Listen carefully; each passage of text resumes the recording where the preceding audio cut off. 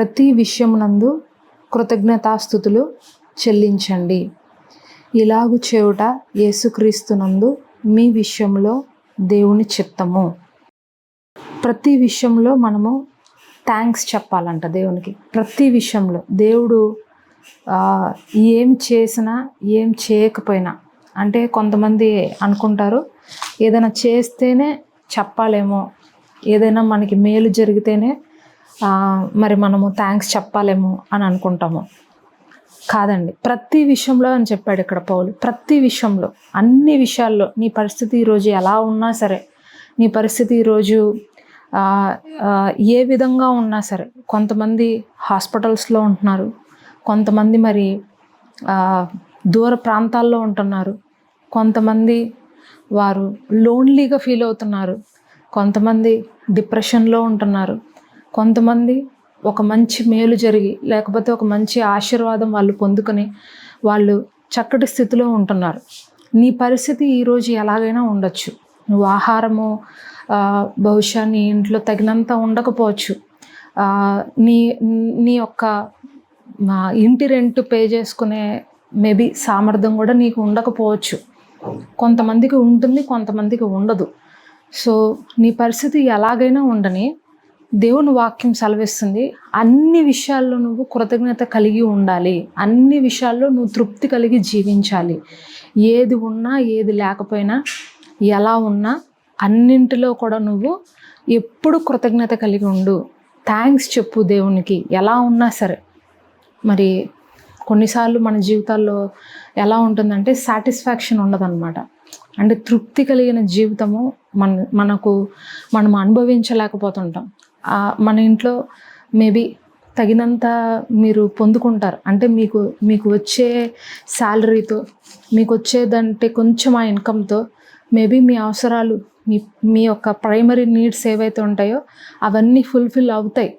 కరెక్ట్గా కటాకటి అంటాం కదా మనం తెలుగులో, కటాకటిగా కరెక్ట్గా అప్పు చేయకుండా, వేరే వాళ్ళ దగ్గర చేయి చాపకుండా, ఆ వచ్చే 25,000 కావచ్చు, ఆ వచ్చే 20,000లో కావచ్చు, మీ ఫ్యామిలీ అనేది ఏదో రన్ అవుతుంది అలాగా.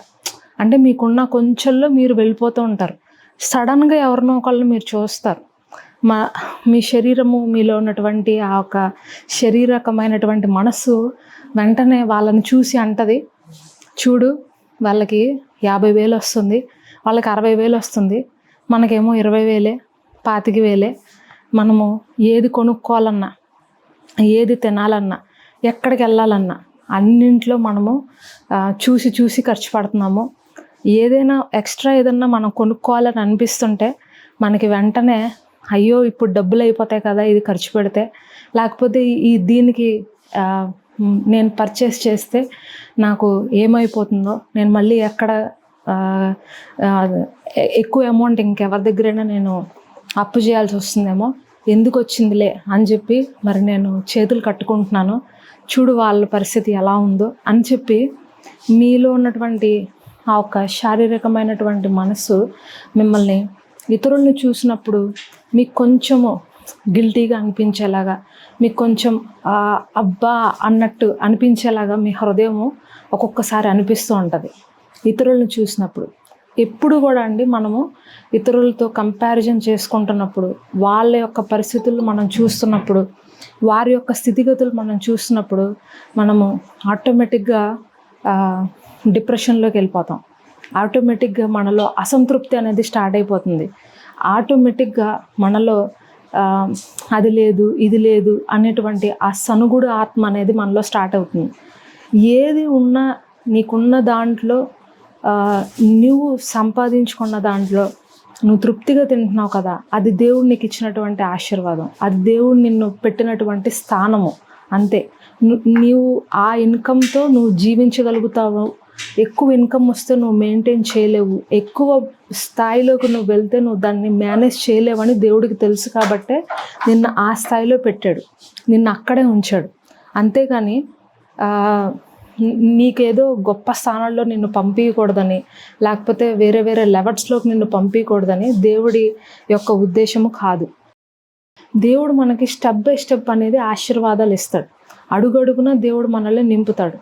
వేరే వాళ్ళని చూసి మనం కంగారు పడ్డాం అనుకోండి, ఆ టైంలో మనము అసంతృప్తి అనేది చూడాల్సి వస్తుంది. కనుక పౌలు భక్తుడు చెప్తున్నాడు, నువ్వు ప్రతి విషయంలో నువ్వు కృతజ్ఞత కలిగి ఉండు. హల్లెలూయా. ప్రతి విషయంలో థ్యాంక్స్ చెప్పండి.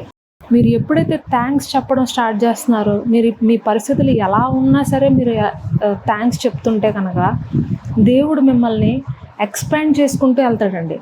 మీ పరిస్థితి ఈరోజు బాగున్నా బాగోపోయినా, మీరు చాలా తక్కువలో మీ యొక్క ఫ్యామిలీ నడుస్తున్నా సరే, మీరు ఆ ఉన్న కొంచెంలో తృప్తిగా జీవించి, ప్రభువా నువ్వు నాకు ఇది ఇచ్చావు వందనాలు, ప్రభువా నువ్వు నన్ను ఇందులో ఉంచావు నీకు వందనాలు, ఈ జాబ్లో నువ్వు నన్ను పెట్టావు నీకు కృతజ్ఞతలు, ఇలాంటి ఇంట్లో నువ్వు నన్ను ఉంచావు నీకు వందనాలు. ఒక బ్రదర్ పాట రాశారండి, ఆ బ్రదర్ చనిపోయారు. ఆయన, నాకు ఉన్న ఈ గృహం, నాకు ఉన్న ఈ పొలం, త్రాగుచున్న ఈ జలం, నిలువ నీడ ఈ గృహం, ఆరగించే ఆహారం, అనుభవించే ఆరోగ్యం, కేవలం నీదేనయ్యా, కేవలం నీదేనయ్యా, నాదంటూ లోకాన ఏదీ లేదయ్యా, ఒకవేళ ఉందంటే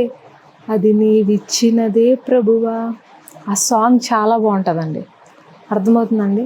ఆయన ఏమంటున్నారంటే, నేను నుంచున్న ఈ స్థలము కూడా నువ్వు నాకు ఇచ్చిందే, నేను ఒక గృహంలో ఒక నీడలో నేనున్నా, అది నువ్వు నాకు ఇచ్చిందే, నేను తాగుతున్న నీళ్ళు నీవిచ్చినవే, నాకున్న పొలము నువ్వు నాకు ఇచ్చిందే, నేను అనుభవించే ఆరోగ్యము నువ్వు నాకు ఇచ్చిందే, నేను ఆరగించే ఆహారము నువ్వు నాకు ఇచ్చిందే, అన్నింట్లో నువ్వు నాకు ఇచ్చావు. కానీ నాదంటూ ఈ లోకాన్ని ఏదీ లేదు, ఇది నాది అని చెప్పుకోవడానికి ఈ లోకంలో నాకు ఏదీ లేదు. సమస్తము నువ్వు నాకు ఇచ్చావు, ప్రతిదీ నువ్వు నాకు ఇచ్చావు. ఈ ఇంట్లో నేను ఏది అనుభవిస్తున్నా, ఆఖరికి నేను నుంచున్న ఈ ప్లేస్ కూడా నువ్వు నాకు ఇచ్చిందే ప్రభువా. నాకంటూ ఏది లేదు ఈ లోకంలో, శాశ్వతమైనది ఏది కాదు ఈ లోకంలో. అన్నీ మనము అనుభవించి కొంతకాలము ఉండి ఇవన్నీ ఇక్కడ వదిలిపెట్టేసి మనం వెళ్ళిపోవాలి తప్పితే, మనకంటూ ఇది నాది అని చెప్పుకోవడానికి ఏదీ లేదు. కేవలం దేవుడిచ్చిన రక్షణ తప్పితే మనకంటూ ఈ లోకంలో ఏది లేదండి. హల్లెలూయా. సో ఉన్న దాంట్లో తృప్తి కలిగి జీవించాలి. ఈరోజు మీ పరిస్థితులు బహుశా అటు ఇటుగా ఉండొచ్చు. కొన్నిసార్లు మన లైఫ్ మనం చూసుకుంటున్నప్పుడు, ఎందుకు ఈ లైఫ్, ఎందుకు ఈ బతుకు, నా బతుకైనా కొంతమంది అనుకుంటారు నా బతుకు కుక్క బతుకు ఒకటే అన్నట్టుగా మాట్లాడుకుంటారు. వాళ్ళు చాలా వెక్స్ అయిపోతారు అనమాట, విరక్తి చెందేస్తారు లైఫ్లో. అలా ఎందుకు విరక్తి వస్తుంది తెలుసా? దేవుని వాక్యం ఎవరిలో అయితే ఉండదో, దేవుని వాక్యం పైన విశ్వాసం ఎవరికైతే ఉండదో, నాకు దేవుడు చేస్తాడు, నాతో దేవుడు ఉన్నాడు అని ఎవరికైతే ఆ ఒక నిరీక్షణ ఉండదో, వాళ్ళు వెక్స్ అయిపోతారండి, ఇంకా విరక్తి చెందిపోతారు. ఇంకా నా లైఫ్ వేస్ట్లే, నా జీవితం వేస్ట్లే, నా బ్రతుకు వేస్ట్లే, నేను నా లైఫ్ కుక్క లైఫ్ ఒకటేలే అని ఒక దేవుడు వ్యర్థంగా చూసేటువంటి జంతువులతో వారి యొక్క పవిత్రమైన జీవితాన్ని పోల్చుకుంటారు. ఎప్పుడు మనము అలాంటి కంపారిజన్ అనేది చేసుకోకూడదంట. అలాంటి పోలికలు మనం ఎప్పుడు చేయకూడదు. జంతువులతో, అపవిత్రమైనటువంటి జంతువులతో మనకి దేవుడిచ్చినటువంటి ఆ పవిత్రమైన రక్షణను, పవిత్రమైనటువంటి శరీరాన్ని, ఈ జీవితాన్ని బయట ఉన్నటువంటి అపవిత్రమైన వాటితో మనము పోల్చుకోకూడదు, కంపారిజన్ చేయకూడదు. కొంతమంది అలా మాట్లాడుకుంటున్నప్పుడు నేను అనుకుంటాను, వాళ్ళు వాక్యం చదివే వాళ్ళే, వాళ్ళు మంచిగా మందిరానికి వెళ్ళే వాళ్ళే, ప్రతిదినము వాక్యం వినేవాళ్ళే అయినప్పటికీ ఎందుకు అంత నిరాశ, ఎందుకు అంత వెక్స్ అయిపోవడం, వేరే వాటిలతో ఎందుకు పోల్చుకోవడం? కృతజ్ఞత కలిగి ఉండండి. ఏది ఉన్నా లేకపోయినా సరే, ఎక్కడ మీరున్నా సరే, ఈరోజు మీరు కృతజ్ఞత కలిగి ఉండండి. పౌలు శీలల్ని బాగా కొట్టేస్తారండి. ఒక ప్రాంతంకి వెళ్ళినప్పుడు కొట్టేసి వాళ్ళని జైల్లో పెట్టేస్తే, అక్కడ కూర్చుని వాళ్ళు మరి ఒంటి నిండా గాయాలు, పచ్చి పుండులాగా ఉంటుంది ఒళ్ళు. ఆ టైంలో ఎవరైనా పాటలు పాడతారా చెప్పండి? ఆ టైంలో ఎవరైనా దేవుడు కృతజ్ఞతలు చెప్తారా? ఎవ్వరు చెప్పలేరు. చాలా కష్టం. ఇప్పుడు మాట్లాడుచున్న నేను కూడా బహుశా అలాంటి పరిస్థితులు వస్తే నేను మేబీ ఏడుస్తానేమో, దేవుడి పైన సనగను కానీ ఏడుస్తానేమో. ఆ నొప్పికి ఏడుస్తానేమో, నా శరీరం తగిలిన గాయాలను బట్టి నేను ఏడుస్తానేమో, నా నోట్లో కృతజ్ఞతలు రాకపోవచ్చు. కానీ పౌలు శీలలను మనం చూస్తే వాళ్ళు కృతజ్ఞతలు చెప్తున్నారంట దేవుడికి, వాళ్ళు థ్యాంక్స్ చెప్తున్నారంట, వాళ్ళు పాటలు పాడుతున్నారంట దేవుడిని బట్టి. మాకు ఇచ్చిన ఈ శ్రమను బట్టి నీకు వందనాలు, మేము తగిలించుకున్న గాయాలు అది నీ నామాన్ని బట్టి మేము తగిలించుకున్నాం, నీ వల్ల మాకు ఈ గాయము తగిలింది శరీరం మీద, నీ నామాన్ని బట్టి మేము గాయపడ్డాం కాబట్టి మేము ధన్యులము, నీ నామాన్ని బట్టి మేము అవమానాలు పాలయ్యాం కాబట్టి నీకు కృతజ్ఞతలు, నీ నామాన్ని బట్టి మేము నిందలు అనుభవిస్తున్నాం కాబట్టి నీకు కృతజ్ఞతలు, నీ నామాన్ని బట్టి మేము ఈరోజు ఇలాంటి శ్రమల గుండా మేము వెళ్తున్నాం కాబట్టి నీకు కృతజ్ఞతలు అని చెప్పి మరి వాళ్ళు కృతజ్ఞతలు చెప్తున్నారంట దేవుడికి. మనం ఈరోజు ఒక చిన్న కష్టం వస్తే, చిన్న సమస్య వస్తే అసలు దేవుడు ఉన్నాడా లేడా, దేవుడు అనేవాడు ఉంటే నేను ఎందుకు ఈరోజు ఈ పరిస్థితుల్లో ఇక్కడ ఉంటాను, నాకెందుకు ఈ సిచ్యువేషన్ వచ్చింది, దేవుడు అనేవాడు ఉంటే నన్ను ఎందుకు ఇలాంటి శ్రమల కొలిమిలో పడేశాడు, నన్ను ఎందుకు ఇలాంటి అగ్నిగుండంలో పడేశాడు అని మనం అనుకుని ఎన్నోసార్లు దేవుడి పైన ఆయాసంతో ఉంటాం.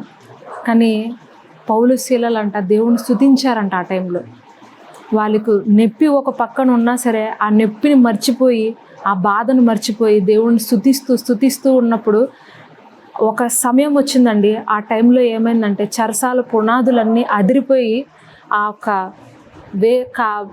ఆ తలుపుల యొక్క గడియలు విరిగిపోయి మరి ఆ చెరసాల్లో ఎవరెవరైతే ఖైదీలు ఉన్నారో వాళ్ళ తలుపులన్నీ ఊడిపోయినాయంట. అవన్నీ చూసినప్పుడు ఆ చెరసాల యొక్క అధికారి ఇంకా ఈ ఖైదీలందరూ బయటికి పారిపోతారు, ఇంకా నా కనుక తెలిసిందంటే, పెద్ద అధికారికి తెలిసిందంటే జైలర్కి నా ఉద్యోగం పోతుంది, నన్ను చంపేస్తాడు, కాబట్టి ఆయన చంపే లోపులు నన్ను నేనే చంపుకుందాము, నన్ను నేనే సూసైడ్ చేసుకుందామని చెప్పి ఆయన అనుకుని ఆ సూసైడ్ చేసుకోబోతున్నప్పుడు పౌలు శీలలు చెప్తారు, సహోదరుడా నువ్వు ఎలాంటి అఘాయిత్యం చేసుకోవద్దు, మేము అందరము ఇక్కడే ఉన్నాము అని చెప్పి అతని కూర్చోపెట్టి సువార్త చెప్పినప్పుడు ఆ రాత్రి అక్కడికక్కడే అతను బాప్తిసం తీసుకొని మరి అతని కుటుంబ సభ్యులు అందరూ కూడా క్రీస్తు నామంలో బాప్తిసం పొంది రక్షణలోకి వచ్చారు. హల్లెలూయా. ఇద్దరు వ్యక్తులు చేసినటువంటి కృతజ్ఞతాస్తుతుల వల్ల, ఇద్దరు వ్యక్తులు పాడిన పాటల వల్ల, ఇద్దరు వ్యక్తులు కలిగినటువంటి సంతృప్తి వల్ల ఒక జైలరు, అతని యొక్క కుటుంబ సభ్యులు, అలాగే జైల్లో ఉన్నటువంటి ఖైదీలు అందరూ యేసు ప్రభు యొక్క శక్తిని తెలుసుకున్నారు, యేసు ప్రభు యొక్క గొప్పతనాన్ని తెలుసుకున్నారు, యేసు ప్రభువులో ఉన్నటువంటి ఆ యొక్క మాధుర్యాన్ని, ఆయనలో ఉన్నటువంటి నిజమైన దైవత్వాన్ని వాళ్ళందరూ ఆ రాత్రి కనుగొన్నారు. ఈరోజు నువ్వు ఎక్కడున్నా సరే, నువ్వు ఈరోజు దూరదేశంలో ఉండొచ్చు, లోన్లీగా నువ్వు ఉండొచ్చు, నువ్వు ఎవ్వరికి అందుబాటులో ఉండలేకపోవచ్చు, బట్ నిన్ను గమనించే వాళ్ళు చాలామంది ఉంటారు, మిమ్మల్ని అబ్జర్వ్ చేసే వాళ్ళు చాలామంది ఉంటారు. వీళ్ళు క్రైస్తవులు అని చెప్తున్నారు, వీళ్ళు యేసు ప్రభువును నమ్ముకున్నామని చెప్తున్నారు, వీళ్ళ యొక్క మాటలు ఏంటి, వీరు చేసేటువంటి క్రియలు ఏంటి అని చెప్పి మనల్ని బాగా అబ్జర్వ్ చేస్తారండి. అబ్జర్వ్ చేస్తున్నప్పుడు మీరు కనుక దేవునికి వ్యతిరేకంగా మాట్లాడినా, దేవుని గురించి మీరు నిరాశ కలిగి ఉన్నా సరే, ఆ ఒక్క మాట వాళ్ళకి చాలు, ఆ ఒక్క క్రియ వాళ్ళకి చాలు, వాళ్ళు యేసు ప్రభువుని నమ్ముకోకుండా ఉండడానికి. అర్థమవుతుందండి. కానీ మీరు ఉన్న స్థలాల్లో మీరు ఎలాంటి పరిస్థితుల్లో వెళ్తున్నా సరే, మీరు కనుక ఒక సాక్షిగా అక్కడ నిలబడితే, మీరు ఒక కృతజ్ఞత కలిగిన వ్యక్తిగా మీరు అక్కడ కనుక నిలబడితే, మిమ్మల్ని బట్టి, మీరు కలిగి ఉన్న విశ్వాసాన్ని బట్టి మీ చుట్టూ ఉన్నటువంటి వ్యక్తులందరూ కూడా యేసు ప్రభువుని నమ్ముతారు, ఆయన శక్తిని కనుగొంటారు. అబ్బా ఇంత గొప్ప దేవుడా, ఇతను ఇంత కష్టాల్లో వెళ్తున్నా, ఇలాంటి శ్రమల్లో వెళ్తున్నా ఇతను ఎక్కడ కూడా తన దేవుడి పైన సనగట్లేదే, తన దేవుడి పైన అతను గొనగట్లేదే, అతను ఎక్కడ నిరాశ చెందట్లేదే, అన్ని పరిస్థితుల్లో ధైర్యంగా ఉంటున్నాడే, ప్రతి పరిస్థితుల్లో ధైర్యంగా ఉంటుంది ఈ సహోదరి, ఇంత విశ్వాసం ఎలా వచ్చిందబ్బా, ఇంత ధైర్యము ఈ యొక్క సహోదరికి ఎలా పొందుకుంది, ఏం చేస్తుంది అసలు అని చెప్పి మీ గురించి మొట్టమొదట వాళ్ళు ఆలోచించడం ప్రారంభిస్తారు. ఆ తర్వాత మీ దగ్గరికి స్లోగా వచ్చి ప్రార్థన చేయించుకోవడం ప్రారంభిస్తారు. మీలో ఉన్నటువంటి విశ్వాసం, మీలో ఉన్నటువంటి కృతజ్ఞతను బట్టి మరి వాళ్ళు కూడా యేసు ప్రభువుని నమ్ముతారు, ఆయన్ని వెంబడిస్తారు. హల్లెలూయా. అలాంటి ఒక గొప్ప సాక్షిగా మీరు ఉన్న స్థలాల్లో మీరు ఉండాలి అని ఈరోజు ప్రభు మీతో మాట్లాడుతున్నారండి. హల్లెలూయా. మీరు ఎక్కడ ఉన్నా సరే మీరు ఒక సాక్షిగా ఉండాలి. మీరు మీ యొక్క దేవుని నామాన్ని మీరు ఎప్పుడు మహిమపరచాలి. మీరు మీరు మీ దేవుని యొక్క కార్యాలని ఎప్పుడు ఇతరులకు ప్రకటించాలి. అర్థమవుతుందండి? దేవుడు ఏం చేశాడు, ఎలాంటి గొప్ప కార్యాలు మీ జీవితంలో చేశాడు, మీరు ఏం చేస్తే మీ జీవితంలో మీరు అలాంటి స్టేజ్లో ఉన్నారు అనేది ఎప్పుడు కూడా మీరు సాక్షిగా మీరు మాట్లాడుతూ ఉంటే, మీరు దేవుని యొక్క గొప్పతనాన్ని మీరు వివరిస్తూ ఉంటే దేవుడు మిమ్మల్ని అంచెలంచెలుగా హెచ్చిస్తాడండి. ఒకవేళ మీరు ఒక చెరసాల లాంటి అనుభవాల్లో మీరు ఉండొచ్చు. ఈరోజు పౌలు శీలల్లాగా బంధించబడిపోయినటువంటి స్థితిలో మీరు ఉండొచ్చు. కానీ మీరు ఆ ఒక థ్యాంక్స్ గివింగ్ అనేది దేవునికి ఎప్పుడు ఇస్తూ ఉంటే దేవుడు మిమ్మల్ని ఒకానొక దినమున అద్భుత రీతిగా ఆ చెరసాలల నుంచి కూడా మిమ్మల్ని విడిపిస్తాడు. ఇక్కడ హెబ్రీలు రాసిన పత్రికలో ఒక మాట ఉందండి, చూద్దాము. హెబ్రీలకు రాసిన పత్రిక 13వ అధ్యాయము 15-16 వచనాలు. కాబట్టి ఆయన ద్వారా మనము దేవునికి ఎల్లప్పుడూ స్తుతి యాగము చేయుదము, అనగా ఆయన నామాన్ని ఒప్పుకుంటూ జిహ్వా ఫలమును అర్పించాలంట. మీ నాలుకతో ఆయన చేసినటువంటి కార్యాలను మీరు చెప్పాలంట దేవుని గురించి. అలాగే ఉపకారమును ధర్మమును ఒక ట్రాన్స్లేషన్లో ఇంగ్లీష్లో రాయబడి ఉందండి. దేవుడు మీకు చేసినటువంటి కార్యాలను ఇతరులతో చెప్పాలంట. అలాగే మీరు ఇతరులకి హెల్ప్ చేయాలంట. మీరు ఏం చేశారో, మీరు ఏ విధంగా మరి దేవుణ్ణి మీరు తెలుసుకున్నారో, ఇలాంటివన్నీ చెబుతున్నప్పుడు అంటే ఇతరులకి దేవునికి చాలా ఇష్టం అంటే. ఇలాంటి యాగములు, ఇలాంటి కార్యములు దేవుడికి చాలా ఇష్టము అని ఇక్కడ మరి చాలా క్లియర్గా పరిశుద్ధ వాక్యము మనకు తెలియజేస్తుంది. అలాంటప్పుడు దేవుడు నిన్ను ఆశీర్వదిస్తాడంట. అలాంటి టైంలో దేవుడు నిన్ను దీవిస్తాడంట. అర్థమవుతుందండి? నేను ఒక చిన్న సాక్ష్యం చెప్తానన్నాను కదా. యాక్చువల్గా మరి మేము 2 days బ్యాక్ ఇక్కడ తెలంగాణ వచ్చామండి. కొన్ని వర్క్స్ ఉండి మేము ఇక్కడికి రావడం జరిగింది. యాక్చువల్గా అందుకనే నేను మండే గూగుల్ మీట్ క్యాన్సిల్ చేశాను ఇక్కడికి రావడం బట్టి.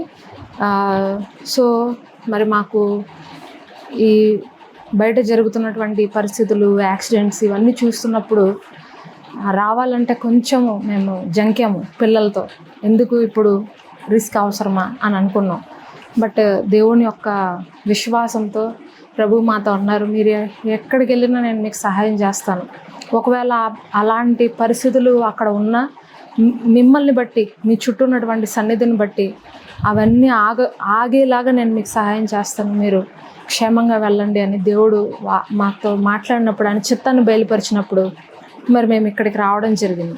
అయితే 3 trains మేము చేంజ్ అయ్యి వచ్చామండి. 3rd train మరి ఇక్కడ ఎక్కేటప్పుడు ఇక్కడికి రావాలని అనుకున్నప్పుడు అది మిస్ అయిపోవాలి. ఈ తెలంగాణలో ఒక నక్సలైట్ ఏరియా అనమాట ఇక్కడ మేము వచ్చింది. కొంచెం లోపల ఉంటారు మా మదర్-ఇన్-లా వాళ్ళు, అత్తగారు వాళ్ళు. సో ఇక్కడ ఈ లోపలికి రావాలంటే కొంచెము డేంజర్. ఖచ్చితంగా మనము ట్రైన్ యూజ్ చేసి రావాలన్నమాట. ఆటోస్ అలాంటివి ఏమీ లేవు. మాకు ఆ ట్రైన్ మిస్ అయిపోవాలి. కానీ దేవుని యొక్క మహాకృపను బట్టి మేము ఏదైతే తమిళనాడు ఎక్స్ప్రెస్ ఎక్కి వచ్చామో అక్కడ ఢిల్లీ నుంచి ఇక్కడ వరంగల్ వరకు, అక్కడి నుంచి మళ్ళీ ఈ లోపలికి రావడానికి ఇంకొక ట్రైన్ బుక్ చేసుకున్నాం. సో ఆ తమిళనాడు ఎక్స్ప్రెస్ అనేది టైంకి రాలేదండి. అది 1 hour లేట్లో నడుస్తుంది అనమాట. సో ఆ 1 hour లేట్లో నడవడంతో ఏదైతే మేము ఇంకొక ట్రైన్ ఎక్కుదాం అనుకున్నాం అది ఖచ్చితంగా మిస్ అయిపోవాలి. అది మనకి దొరకడానికి అసలు అవకాశమే లేదు, స్కోప్ అనేది లేదు. 99% అది వెళ్ళిపోతుంది ఆ టైంకి. సో కానీ దేవుడు మా హృదయంలో ఒక మాట చెప్తున్నారు, నా నామాన్ని ఎరిగిన వారికి, నన్ను నమ్మిన వారిని నేను సిగ్గుపరచను అని చెప్పి పదే హృదయంలో ఆయన స్వరం నాకు వినపడుతుంది. నేను నిన్ను సిగ్గుపడినవను అని. సో ఒక పక్కన మనసులో ఏమో టెన్షన్ వస్తుంది, ఇప్పుడు క్యాచ్ చేయకపోతే, ఆ ట్రైన్ వెళ్ళిపోతే నెక్స్ట్ మన పొజిషన్ ఏంటని. కానీ మనసులో పరిశుద్ధాత్మ దేవుడు, లేదు నేను నిన్ను సిగ్గుపడినవను అని. అలాగే నేను దేవునికి స్తుతిస్తూనే ఉన్నాను నా హృదయంలో. ప్రభువా, నువ్వు నన్ను సిగ్గుపడినవ్వవు, నువ్వు నన్ను సిగ్గుపడినవ్వు, నీకు వందనాలు అని చెప్తూనే ఉన్నా ట్రైన్లో. కరెక్ట్గా మేము స్టేషన్కి వచ్చాము, వరంగల్ స్టేషన్కి దిగాము. అక్కడికి వెళ్ళిన తర్వాత మరి ఆ నెక్స్ట్ ట్రైన్ అసలు ఉందా లేదా అని చెప్పి మేము ఎంక్వైరీ చేయడానికని వెళ్తే అక్కడ ఎంక్వైరీ దగ్గర వాళ్ళు చెప్పారు, ఈ తమిళనాడు ట్రైన్ లేట్ అవ్వడంతో దీనికోసం అని చెప్పి దాన్ని అక్కడ వెనకాల ఆపారని చెప్పారు. అక్కడ ఒక అద్భుతం. మేము ఎక్కడైతే దిగామో అక్కడే నుంచున్న తర్వాత సరే ఇది ఏ ప్లాట్ఫామ్లో వస్తుంది, ఇప్పుడు నెక్స్ట్ మేము ఎక్కబోయే ట్రైన్ ఏ ప్లాట్ఫామ్లో వస్తుందని అంటే, మీరు ఎక్కడైతే నుంచున్నారో అక్కడే నుంచోండి, అది కూడా అదే ప్లాట్ఫామ్లో వస్తుందని అన్నారు. హల్లెలూయా అనుకున్నాం మనసులో. మేము ఆ ట్రైన్, తమిళనాడు ట్రైన్ వెళ్ళిపోయింది, దాని వెనకాలే ఇంకొక ట్రైన్ వచ్చింది ఇక్కడికి మా ఊరు వచ్చేది. మేము మా ఒక కోచ్ ఎక్కడైతే మేము ఆగిందో మరలా నెక్స్ట్ ట్రైన్లో ఎక్కే కోచ్ కూడా అదే ప్లేస్లో ఆగిందండి. మేము ముందుకు వెళ్ళాలా, వెనక్కి వెళ్ళాలా, మేము నుంచున్న ప్లేస్లోనే దిగాము, మళ్ళీ నుంచున్న ప్లేస్లోనే ఎక్కేసాం. హల్లెలూయా. ఎక్కడ దేవుడు మమ్మల్ని అసలు టైం వేస్ట్ చేయనివ్వలేదు అనమాట. ఆ ట్రైన్ టైం వేస్ట్ అయింది 1 hour, ఆ ట్రైన్ వాళ్ళ తప్పది.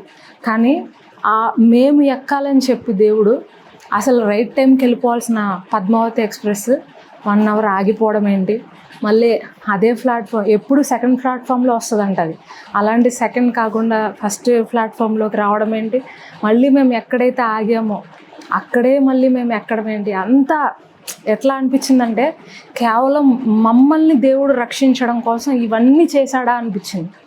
హల్లెలూయా.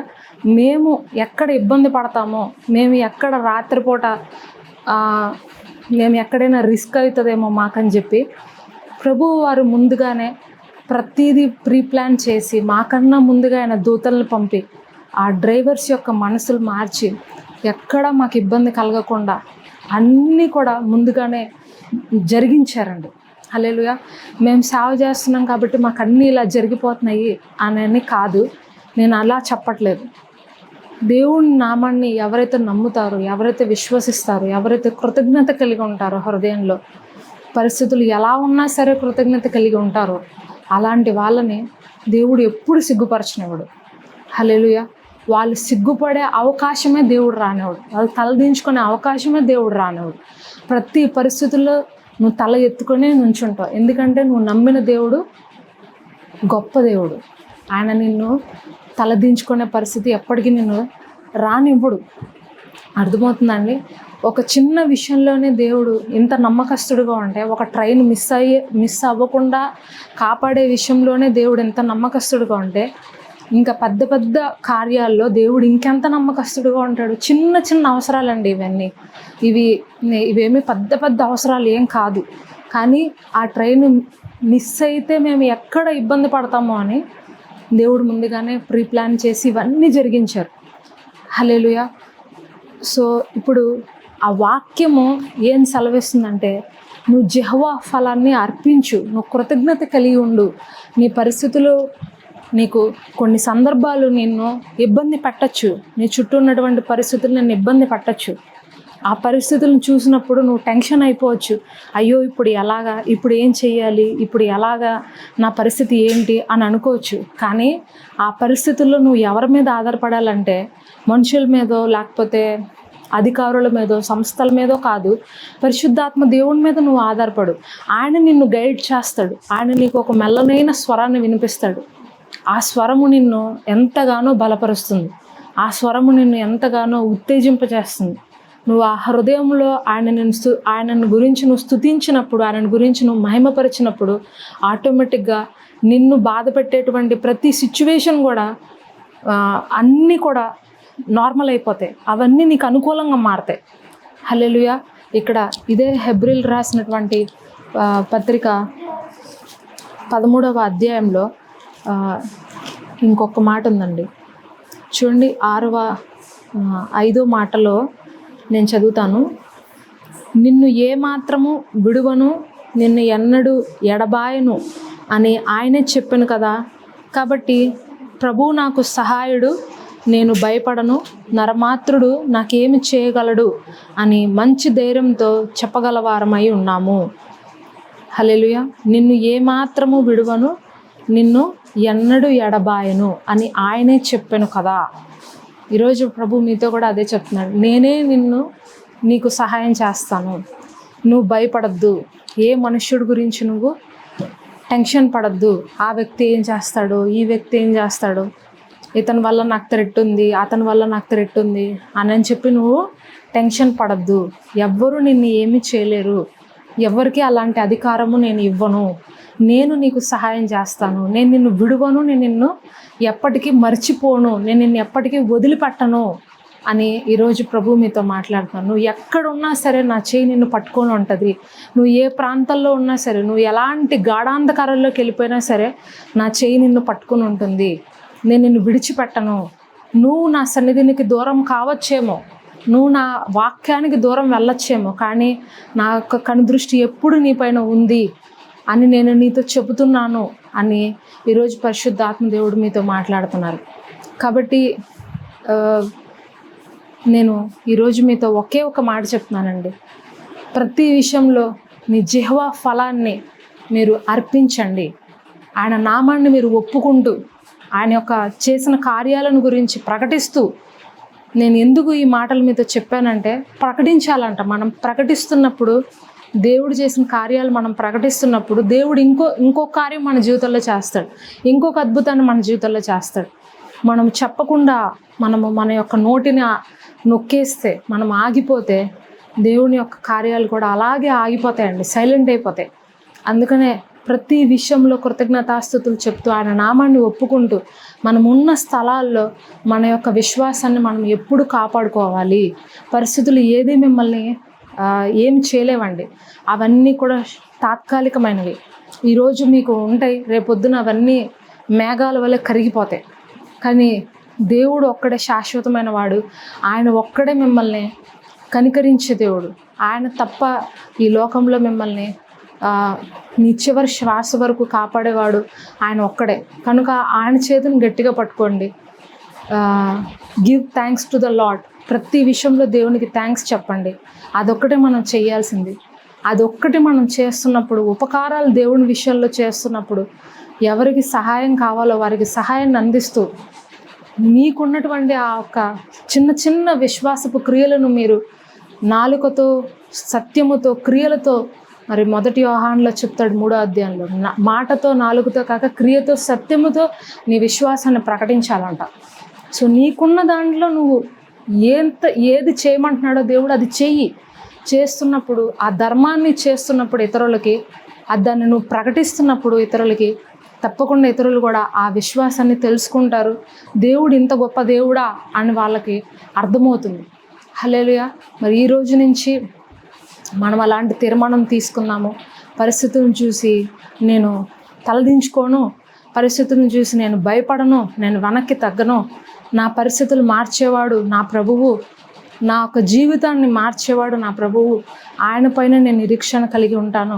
నేను ఎల్లప్పుడూ కృతజ్ఞతగా కలిగిన వాడుగా, కలిగిన స్త్రీగా నేను ఉంటాను అని మీరు తీర్మానం చేసుకుని మరి దేవుని దగ్గర మరి ఈ సమయంలో మీరు సమర్పించుకున్నట్లయితే ఖచ్చితంగా పరిశుద్ధాత్మ దేవుడు మిమ్మల్ని ఆశీర్వదిస్తారు.